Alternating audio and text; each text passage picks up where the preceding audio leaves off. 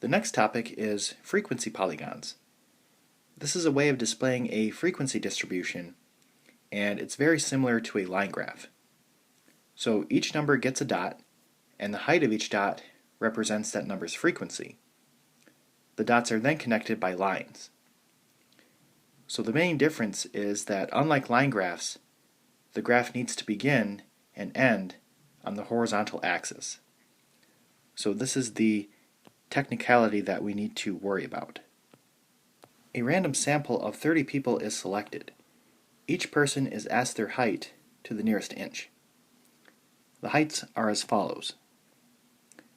Construct a frequency distribution for the data. So as you can see, I've already made the frequency distribution.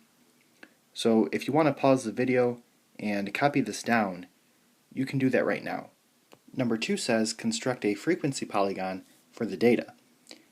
So that's going to look something like this. So I've labeled my axes.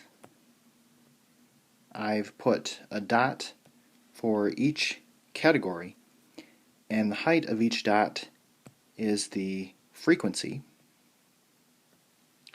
And then I've connected my dots. So the last thing that we need to do is connect the graph to the x-axis. So I want to draw that line and that line. So this is a frequency polygon.